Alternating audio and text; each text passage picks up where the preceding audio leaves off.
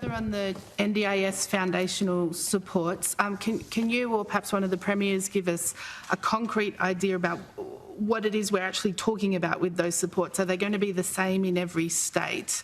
And also just quickly on the Medicare urgent care clinics, does the extra money mean more clinics or more money to the existing clinics? It means more clinics.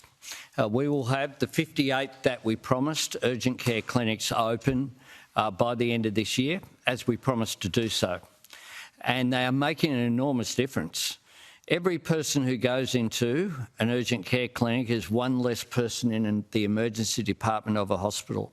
Not only is that good for the hospitals and their workforce, it actually makes economic sense because it's more efficient, but importantly as well, it's good for the patient.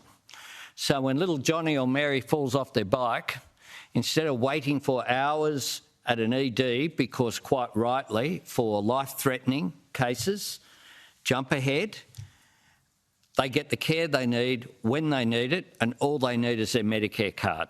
This has been far more successful than we envisaged. That's the truth.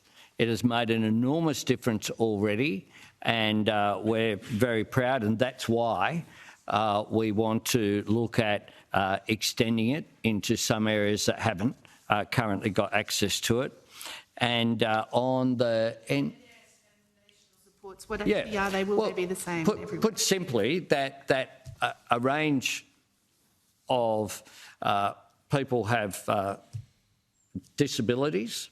The NDIS was designed to support people with permanent and significant disability. They need that care.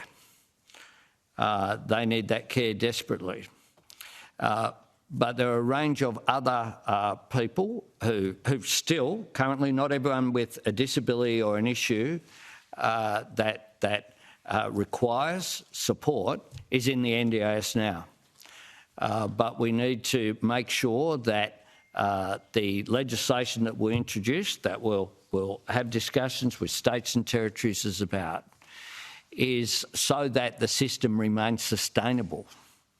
And that's what foundational support is about, the sort of support that has occurred for a long period of time before the NDIS came around.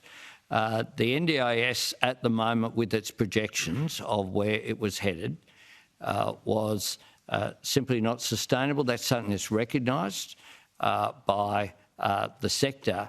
That does not mean people who deserve and need to be on the NDIS.